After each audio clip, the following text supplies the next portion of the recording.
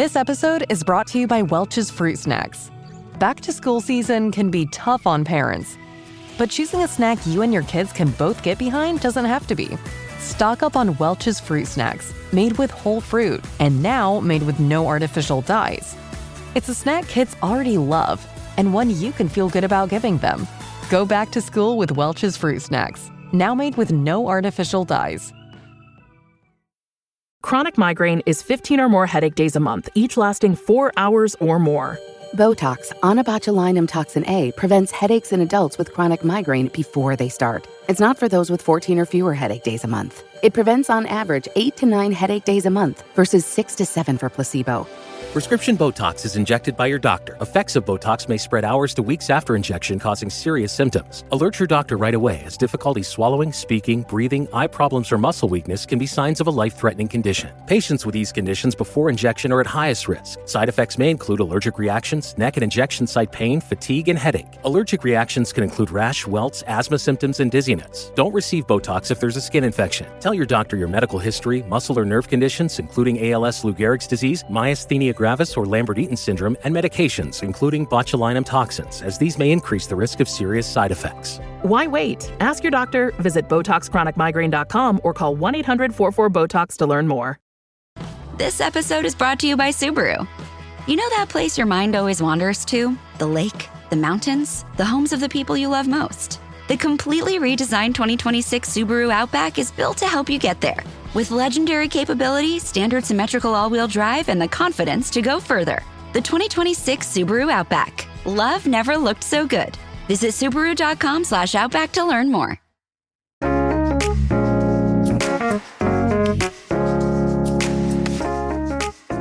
Hey, Katie. Hey, Matt. We're here once again talking about pseudo favorite of ours, McGee Me, episode 4. You know, it's like not gonna hit the top cringe of the year. That's no, for sure. It's been a steady incline. I feel like every episode I've been like, wow, we've come a long way from how rough the first episode or two was.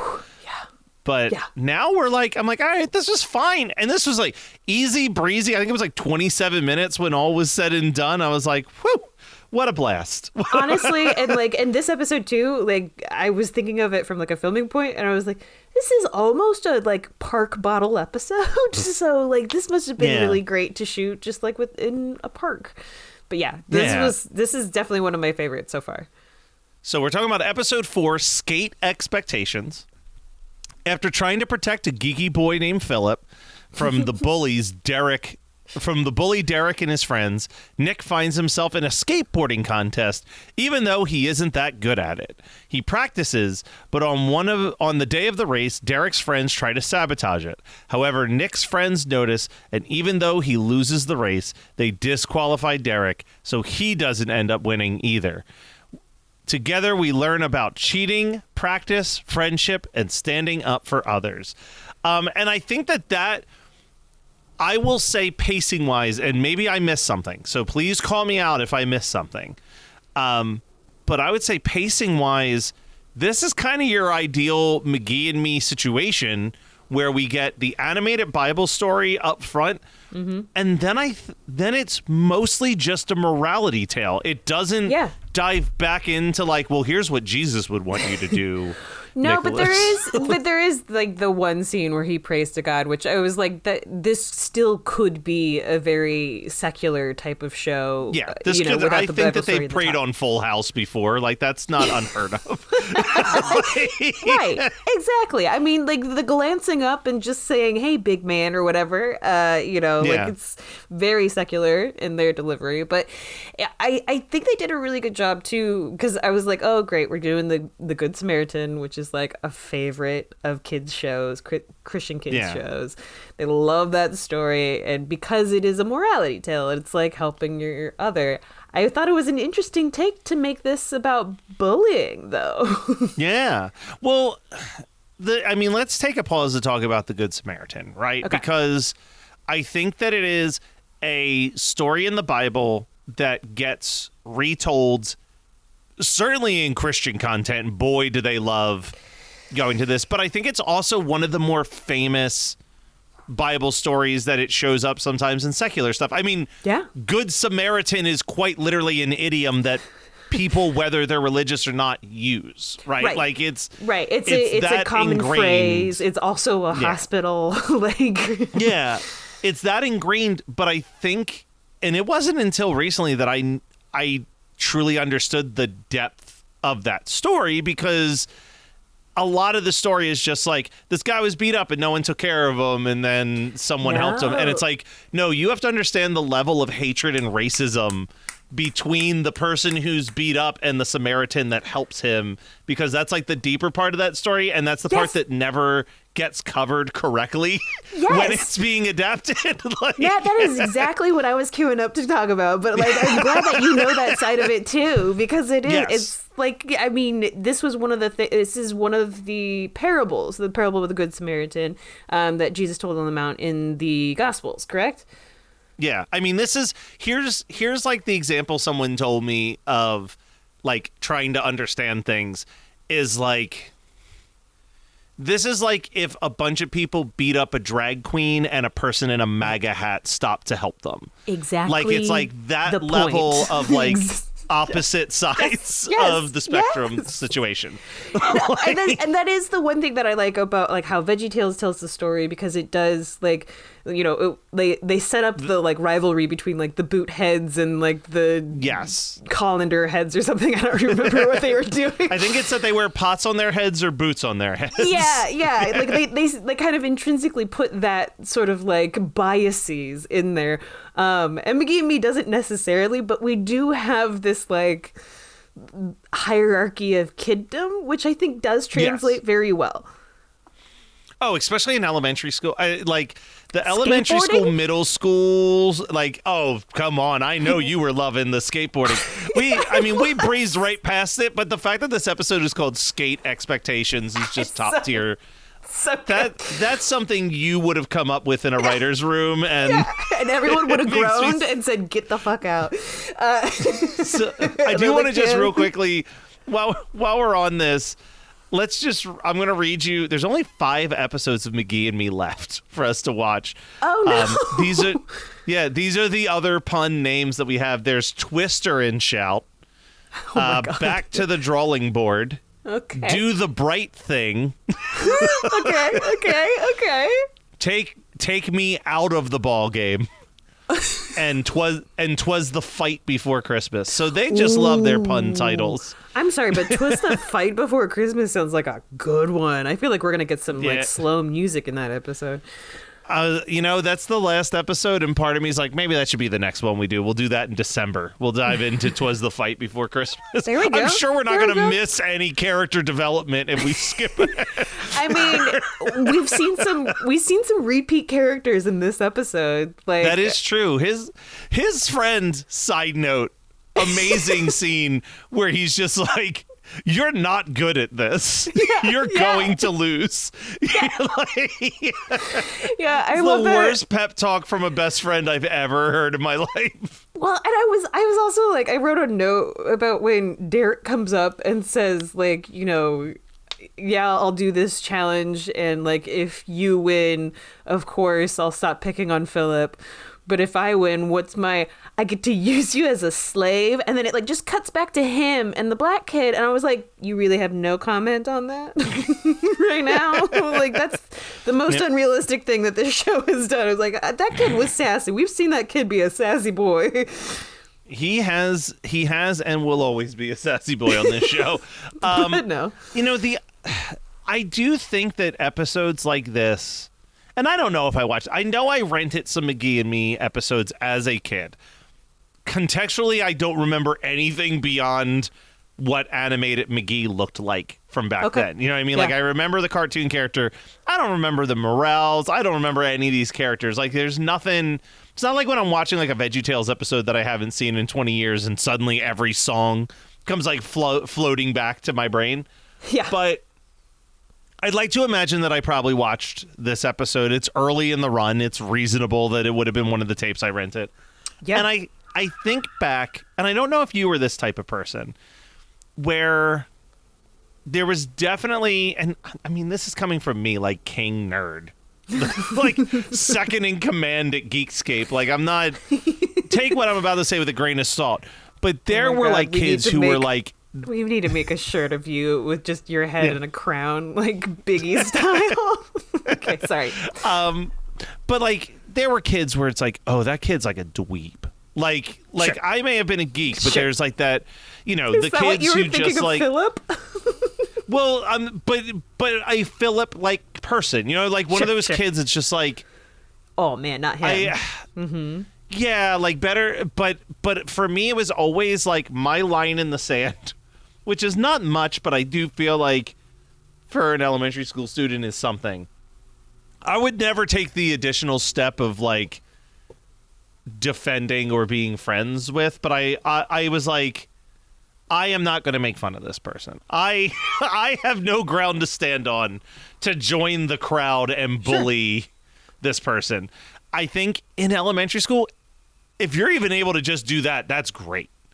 It is real hard to get an elementary school student or a middle school student to show the level of bravery that they give Nicholas in here, and I'm saying Nicholas is better than me. That was one of the things that I thought was a really nice touch, was when they were all at the like lunch table and Derek's like being a dick, and then Nick's like, what are you guys agree with me that he's being a jerk, and they all just turn their heads, and I was like, ooh, that's a proud moment, because I mean, you write that in any other writer's room for like a kid's show. They're like, no, like everybody will fight for him. Everybody will work together. And like, they don't really show up until the actual race. And I thought that was a really cool moment for them to be like, yeah, you're going to feel like a total outsider for defending somebody and standing up for them, and it's going to get you in trouble. I mean, I thought we were going towards a fight. I love that it went towards the skating. I mean, it makes sense. There's skate expectations in this. It basically becomes the plot of Airborne. Like, it's like we're going to skate down the craziest hill in town. Yeah, it totally was. No, and I love it too, because like, I kept thinking that they were going to have stunt doubles for their skaters, but I think it was both of them. I think the kid who plays Nick and then the kid who played Derek were really skating. Like, well, it was the 90s. It was the 90s, Katie. Everybody was skating. But can you imagine except how for much Matt that... Kelly, because he was afraid of his balance. I mean, that's a serious talent bump in pay to do your own tricks and skate. And like, I mean... Granted, Nick was... Also, do you think Focus on the Family was going to focus on safety and stunt doubles? That's why they had so many pads on them. They might as well have just been skating to a giant crash pad at the bottom of the hill. Like, I will say they had some cuts that I was like, this might be a double here, because it would just like show their feet, like when they would do a kickflip off of a ramp or something like that. Yeah. But they were physically standing on a skateboard, which is still something. It's not like, what was it, the Three Ninjas, where you can see the stunt doubles are just like fully grown men for the kids. I don't know if you've seen that outtake or whatnot, but in Three Ninjas, there's like, they have like really bad stunts where they just have like full grown adults. And I was just imagining we're going to get a full on shot of like the kids' feet kick flipping off of a ramp, and it was just going to be like hairy man leg or something. Yeah. Kukonk.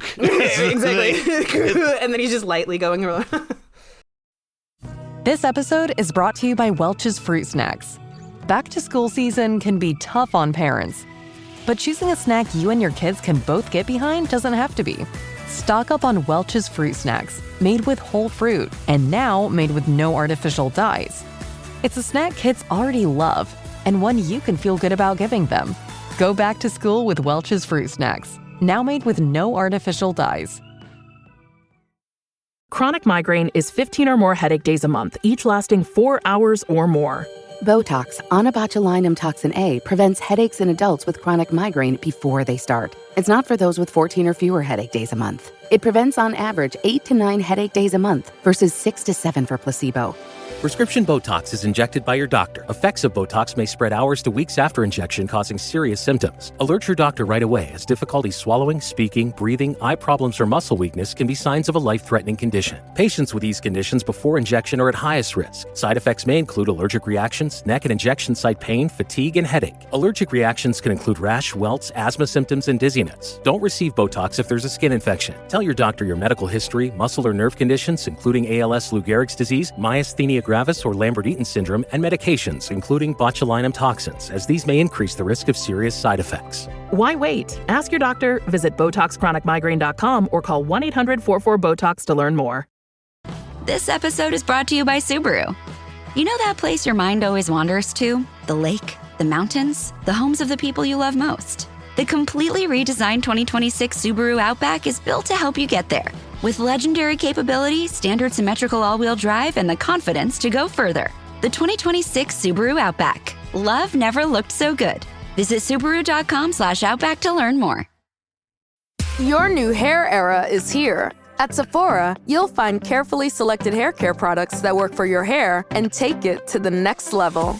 Your search for dream hair is over. Sephora is the place for hair care. Discover the best products that give your hair the treatment it needs from brands like Kerastase, K18, and Gisou. Plus, with free shipping and same-day delivery, there's never been a better time to trade up to healthier-looking hair. Shop hair at Sephora. The new LinkedIn Hiring Pro can't undo your last hire, the no-show. Who set you back because they didn't show up on day one, or day two, or ever again. And now your product launch is delayed because you're talking to alien abduction podcasters to track them down. But LinkedIn Hiring Pro can help make sure your next hire sticks. In fact, businesses who use LinkedIn are 24% less likely to reopen a role in the next 12 months. Hire right the first time with LinkedIn Hiring Pro. Post a free job today at linkedin.com/quality.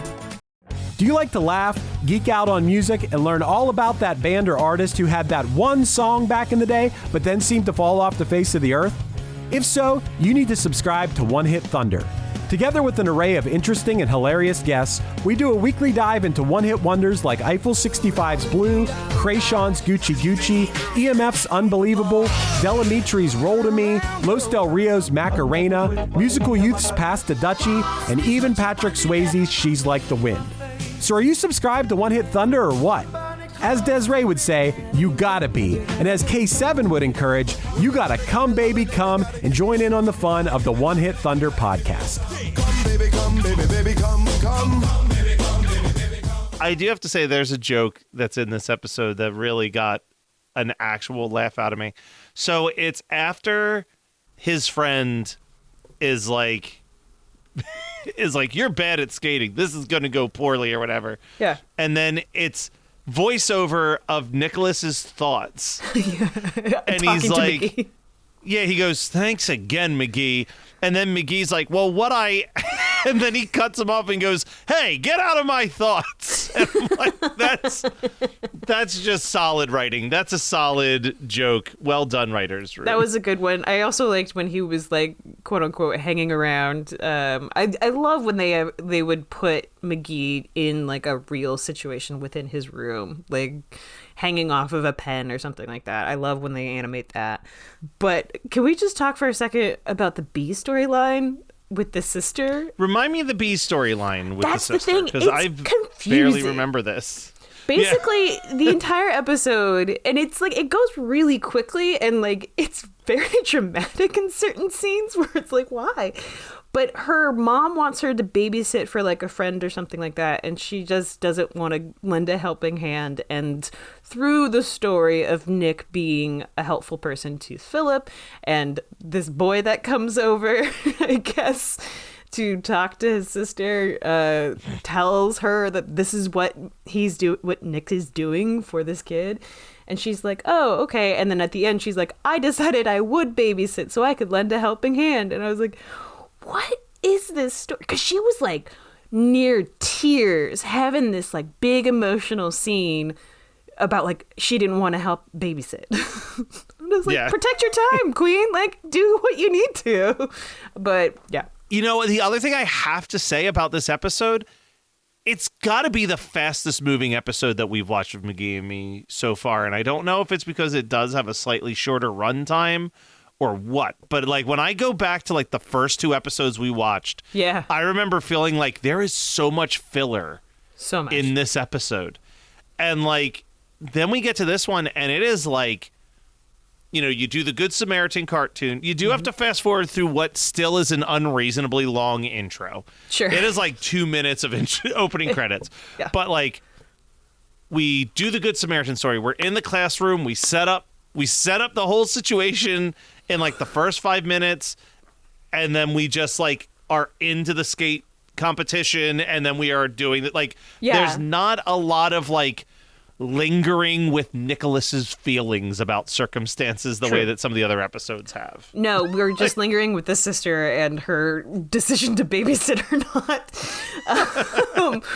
But I will say this, when Nick tells Philip to just like give him the wrong answers, give Derek the wrong answers on his test, and we find out what those like answers are, like Philip's got bars. Philip is hilarious. That kid is low-key a comedian in waiting. I mean, as nerdy as he's growing up, but like, what was like some of the answers he was given? Like, where are the great planes? And he said at the great airports. That's the answer that he gave. That's a solid line. That's a solid line. I was like, damn, Philip is hilarious. Yeah, I don't understand how Philip's the geek in this situation. He should be. He's got bad bars. Because he's so. Do you remember Mike Birbiglia's description of who the class clown was? Yes. It's like, class clown was just the meanest kid in class. You just walk in and he'd be like, "You're fat, you're gay, I'm out of here." Yes! It's so true. I'm not saying that that's Philip's style, but like Philip's like dropping some genuinely witty rapport. He should not be the kid being bullied in the school. Like, no, and makes especially no sense. Especially not when he was given that much of like ending jokes for those for that quiz, that geography quiz. Like, it was hilarious, and clearly not written by that actual kid. But I love the idea that character is just super sassy. Exactly. Are there any? Oh, I mean, we could not wrap this up without talking about another thing I'm going to give McGee this episode credit for. I think that this stand-up song is the best song we've heard so far out of the, there's always a montage song. Yes. And they all are kind of the same song, but this one I was like, ooh, this one kind of slaps. This one's not bad. Yeah, I can't remember what the lyrics were, but it was like a nice, like, this fits. It's just like, stand up for what's right, or whatever. Yeah, like, I mean, it's very what you believe in. Yeah. But I also just, I so many of my notes are, Derek's going to cheat. Derek's cheating. I mean, of course. He's not going to win fair and square. Similarly, he'll one day run for president and win not fair and square. And all of the crowd will cheer when he wins, but then doesn't actually win. I thought that was like the one weird thing. I was like, where the hell were all of you in the very beginning when you were at the lunch table and you turned your back on our boy Nick? And at the end here, you're like, yeah, Nick won because you cheated. We all agree on that now. Okay. Yeah. Derek never struck me as a fair person. I don't know why it took this race down a hill for the rest of the people to get on board with that. But right. And then, it is what it is. And then also, like, can we talk about the fact that Nick names his like Goonies Goon Platoon or something? Yeah. Not in love with that. I am. Goon Platoon. Another t-shirt for you, Matt. We'll just put it. Boy. Is that what we're going to refer to it? That's what we're going to call the entire San Diego Comic-Con team? The Goon Platoon. This is coming out right gesture. after Comic-Con, so stay tuned on if that's what we name ourselves when you watch the San Diego Comic-Con coverage. Damn it, I need to make those people shirts. Don't refer to themselves as a platoon nearly enough. It's always like my posse or my homies. You know what? That's 2026. We're bringing it back. We're bringing back Platoon. And I love it. It's so bad. I am very excited, though. I'm sad. I'm like genuinely saddened that we only have 5 more McGee and Me's for the rest of the run of this podcast. Because I was like, because they have gotten better. They have. Yeah. They've gotten better. They've gotten shorter, and they honestly like the production value, and like we keep seeing recurring characters, which I'm like, yay. Yeah. I mean, well, you we're not can getting... tell. When we talked about this the first time, we kept reading like they wanted this to be a sitcom. Yeah. They didn't want this to be what it ultimately became. And like that shows. It shows that even though they became this straight to VHS series, that while they were doing these 9 individual episodes, they really did try to stay true to what the show is supposed to be, which was like something that could one day become a syndicated sitcom somewhere. I would certainly rather watch the rest of McGee and Me than like another episode of, say, Seventh Heaven, which feels so heavy-handed. Yeah, and like cheesy. Like this was like, and we said it before, like the animation is fantastic. We barely talked about it in this episode, but any time that there's an animated segment, it is like a high quality animation happening. Yeah. No, and even like the Good Samaritan story, like it was still very cartoony. Like, I mean, he puts the victim on his horse and the horse just splats on the ground. You know, it's really great art, and I'm kind of shocked that it didn't go further than 5 episodes more. Yeah, it's kind of a bummer. But I mean, also it's like, it's one of those shows that's just kind of like scratches the back of your brain of like, oh, I do think I remember seeing this box art. Like it's not like VeggieTales where you look at VeggieTales and you're like, oh, homie, I was into VeggieTales. Oh, everybody knows all the songs. Yeah, no, everybody wants a bottle. Everybody has a water buffalo. But yeah, not everybody had McGee Me. You can't say that everybody has a water buffalo. What if somebody doesn't have a water buffalo? Imagine the letters that we'll get saying, "Where's my water buffalo?" Why don't I have a water buffalo?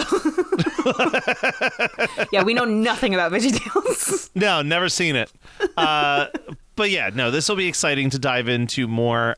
Katie, it's just you and I for the entire month of August after basically 2 months of nonstop guests. Yeah. So I think we're going to go into some music again. So stay tuned. Next week, we're going to listen to an album.